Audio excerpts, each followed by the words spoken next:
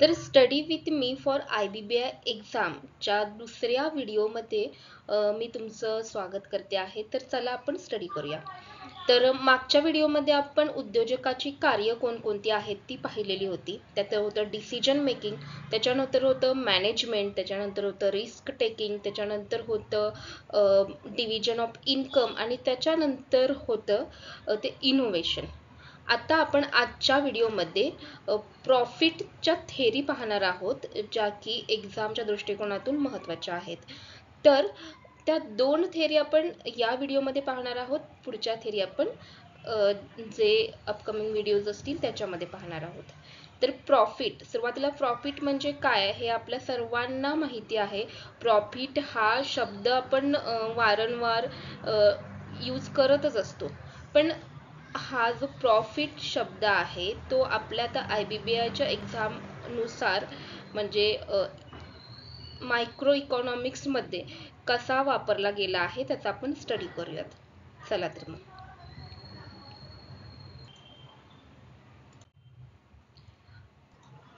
मी तुम्हाला सांगितल्याप्रमाणे profit is a commonplace word or a familiar word, but different people use it in different senses. In economics, the profit is defined as the net income of a business after all the other costs, rent, wages and interest, etc. have been deducted from the total income. Profits areas therefore uncertain and vary from person to person and from firm to firm. Profit may become zero when costs are equal to income. If costs are higher, profit may actually be converted into loss.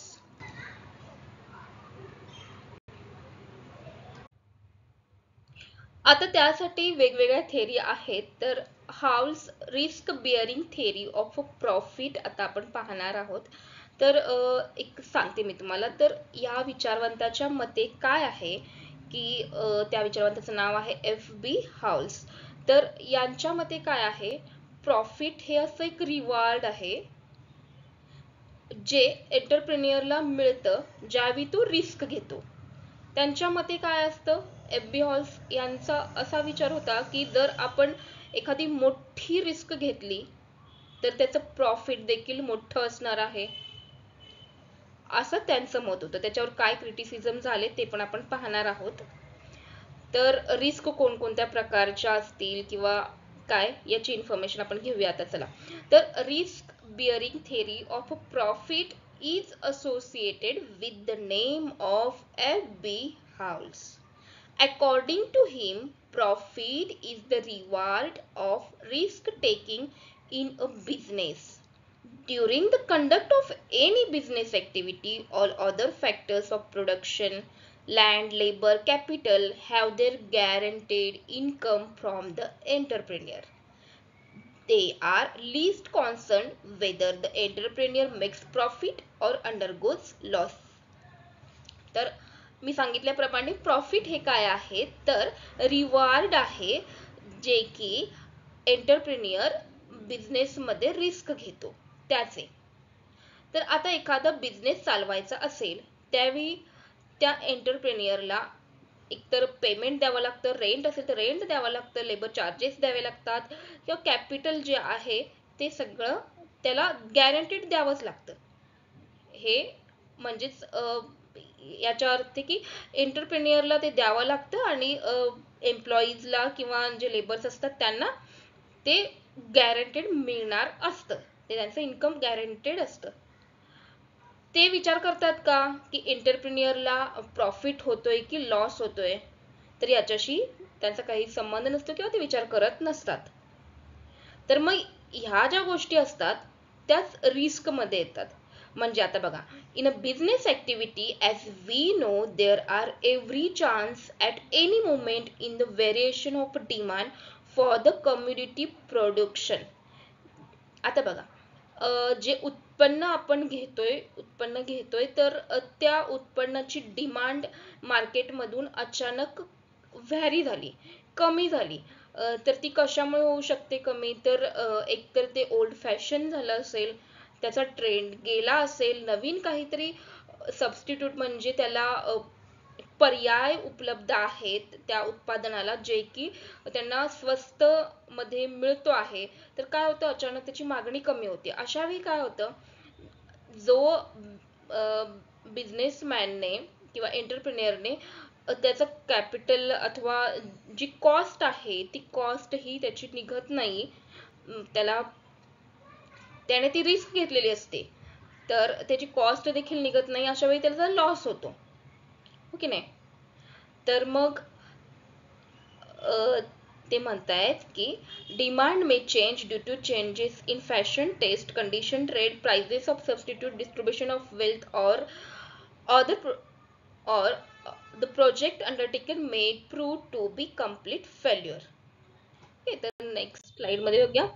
In all such cases, if the entrepreneur is not able to cover his total cost from the sale of commodity, then it is he who ultimately bears the loss. So he must be compensated for undertaking such risk. According to Halls, profit is a payment or a reward for the assumption of a risk by the entrepreneur. The greater the risk, the higher must be the profit. It is because if the return on risky enterprise is at the same level that obtained from safe investment, then not a single entrepreneur will invest his capital in risky enterprise. तर ते असं का, की जेवढी मोठी risk आहे तेवढं मोठं प्रॉफिट मिळतं, असं त्यांनी का विचार केला होता. कारण त्यांच्या मते ते काय म्हणतायत की जर जे रिटर्न मिळणार आहे ते रिस्की एंटरप्राइज मधून मिळणार रिटर्न आणि सेफेस्ट इन्व्हेस्टमेंट मधून मिळणारं रिटर्न जर सेम असेल तर सेफेस्ट इन्व्हेस्टमेंट कडेच लोक जाणार ना, तर रिस्की एंटरप्राइज कडे जाणार का लोक, तर नाही. तर ही सगळी थेरी होती, रिस्क घेणे आणि मग ते रिस्क घेतल्यानंतर जे रिवॉर्ड मिळतं ते म्हणजे प्रॉफिट. ह्याचा ही जी थेरी आहे त्याला म्हणतात की halls risk bearing theory of profit. तर आता पाहूया आपण की क्रिटिसिझम काय आहेत त्याचे. ओके, तर मॉडर्न इकॉनॉमिक्स काय म्हणत आहेत की ओके ठीक आहे, प्रॉफिट हे एक मानधन आहे रिस्क तुम्ही घेतली त्याचं, पण प्रॉफिट हे फक्त रिस्क घेतल्यामुळेच मिळतं का, किंवा प्रॉफिट म्हणजे रिस्क घेणे एवढंच मर्यादित आहे का, तर प्रॉफिट दुसऱ्या पण गोष्टीतून मिळू शकतं, जसं की बेटर मॅनेजमेंट, बेटर सुपरविजन, किंवा त्या एंटरप्रेन्योरने जर एक त्याची म्हणजे स्वायत्त म्हणजे स्वतः त्याच्यामध्ये लक्ष घालणे किंवा एखादा चान्स त्याला मिळाला असेल तर त्याचं त्या संधीचं सोनं करणे, या सगळ्या गोष्टी प्रॉफिट मिळवून देत असतात. फक्त एकच गोष्ट आहे का की रिस्क घेतली, मोठी रिस्क घेतली तर आपल्याला प्रॉफिट जास्त मिळेल, हे जे हॉल्स म्हणतात, FB हॉल्स, तर तसं आहे का, तर नाही. तर मॉडर्न इकॉनॉमिक्सच्या मते प्रॉफिट हे इतरही गोष्टीवर अवलंबून असतं, म्हणजे management, supervision, monopolistic position of the entrepreneur आणि शेअर चान्स एक्सेट्रा.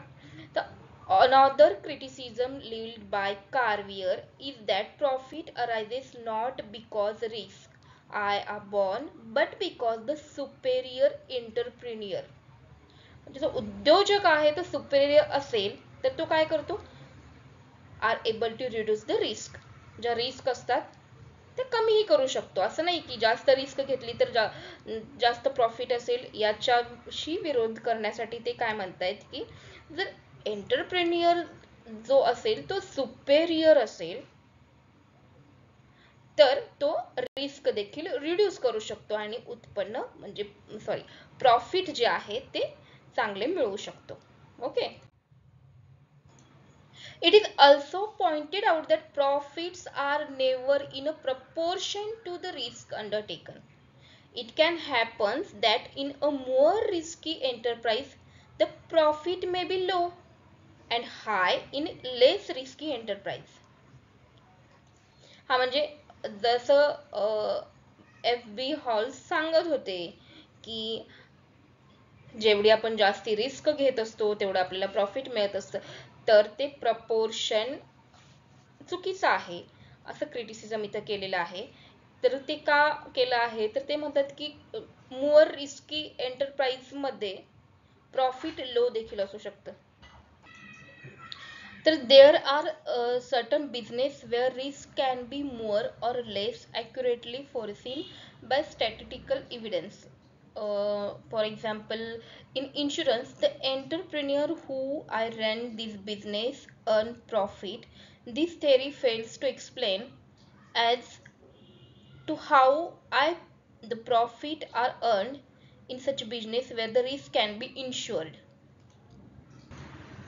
तर ते क्रिटिसिझम करणारे काय म्हणत आहेत की तुम्ही म्हणता की रिस्क घेणे म्हणजे एक प्रॉफिट मिळत असतं त्याच्यातून, पण काही रिस्क असतात ते आपण त्यांचा आपण इन्शुरन्स घेऊ शकतो.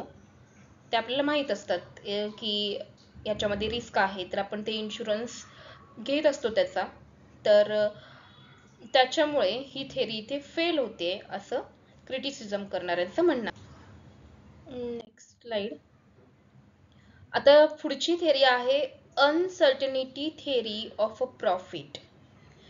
तर रिस्क टेकिंग झाली, आता अनसर्टनिटी थेरी ऑफ प्रॉफिट बघणार आहोत, त्याची डेफिनेशन आणि एक्सप्लेनेशन बघणार आहोत. तर आता कम्पेअर करत बघूयात की जी रिस्क टेकिंग थेरी होती तर ती कोणाची होती, FB हाऊस, आणि आता ही आहे प्रोफेसर नाईट. तर ते काय म्हणतायत, profit is the reward for uncertainty bearing and not of risk taking in a business. त्यांचं काय म्हणणं होतं FB हॉल्स यांचं की profit is the reward for risk taking. तर ते काय म्हणतायत, म्हणजे आता प्रोफेसर नाईट काय म्हणतायत की हे रिवॉर्डच आहे, पण अनसर्टनिटी बिअरिंग त्याचं रिवॉर्ड आहे, रिस्क टेकिंगचं रिवॉर्ड नाही असं त्यांचं म्हणणं आहे. According to him there are two kinds of risk which entrepreneur has to bear.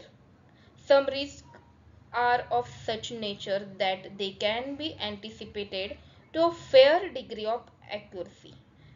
For example, the risk of death, accident, etc., and so can be insured in return for premium. The entrepreneur can include the payment made in the form of a premium in the total cost of a production. So, such risk which can be calculated and insured should not entitle the entrepreneur to a profit. On the other hand, there are some risks which are unpredictable and unforeseen, and so they are non-insurable. For instance, if the demand for product of entrepreneur suddenly down due to change in fashion, taste, etc., then he may not be able to cover his total cost of production. Such risks which are unforeseen and cannot be statistically measured are called by Knight as uncertainty bearing risk. Profits, according to him, are the reward of uncertainty bearing rather than risk taking which is insurable.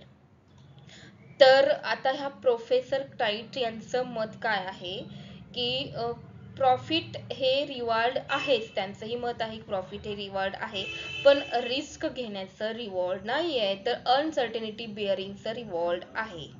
तर risk घेण्याचं reward का नाही असं ते म्हणतायत की काही काही रिस्क असतात त्या इन्शुरन्स आपण म्हणजे प्रोडक्शन ऑफ कॉस्ट मध्येच प्रीमियम चा कॉस्ट सुद्धा इन्क्लूड केली जाते आणि मग ते प्रॉफिट मध्ये आपण पाहू शकत नाही, कारण आपण ते प्रोडक्शन ऑफ कॉस्ट मध्ये प्रीमियम देऊन तो इन्क्लूड करून की इन्शुरन्स घेऊन टाकत असतो. तर मग खरं रिवॉर्ड कशाचा आहे, तर अनसर्टनिटी बिअरिंगचा आहे. तर अनसर्टनिटी कशाची असते, अनसर्टनिटी कशाची असते तर demand of a product change झालं, ते कशामुळे होतं, change in fashion, taste etcetera सांगितलं, तर त्याच्यानुसार जर चेंज झालं तर ही जी रिस्क आहे त्याचा आपण इन्शुरन्स घेऊ शकतो का तर नाही, कारण हे अनसर्टन आहे. ते किती रिस्की आहे त्याचं कॅल्क्युलेशन करून आपण त्याचा इन्शुरन्स घेऊ शकतो का तर त्याचा इन्शुरन्स घेऊ शकत नाही. म्हणजे हे अनसर्टनिटी बेअर करतो त्याचं रिवॉर्ड म्हणजेच प्रॉफिट आहे, असं प्रोफेसर नाईट यांचं मत आहे. तर आता याच्या पण थेअरीवर क्रिटिसिझम असणार आहेत, तर ते आपण पाहूयात. The total profits which an entrepreneur receives cannot be attributed solely to the element of uncertainty in a business. इथे देखील क्रिटिसिझम करणाऱ्यांनी म्हटलंय की जे टोटल प्रॉफिट होतं ते फक्त अनसर्टनिटी बेअरिंग केल्यामुळेच मिळतं का प्रॉफिट तर नाही. He performs other functions also, such as coordinating, bargaining, and innovation in the business. So he must be paid for these services also. It is not simply due to uncertainty bearing that the supply of entrepreneur is restricted. There are other factors also which influence the supply of entrepreneur. For instance, lack of knowledge, lack of capital opportunities, etc. do restrict the supply of entrepreneur in a business. तर या criticism मध्ये ते काय म्हणत आहेत की फक्त अनसर्टनिटीमुळे profit होतोय किंवा लॉस होतोय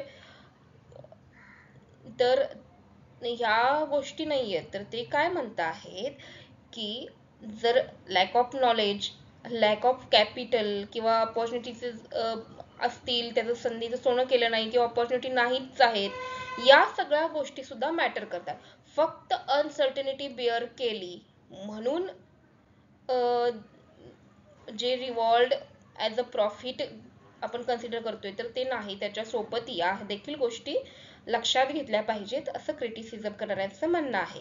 तर पुढच्या ज्या थेरीज आहेत त्या आपण पुढच्या व्हिडिओमध्ये पाहणार आहोत. आणि सगळ्या थेरी झाल्यानंतर याच्यावर कोणकोणते MCQs विचारले गेले होते तर त्यांचा देखील स्टडी करणार आहोत. थँक्यू.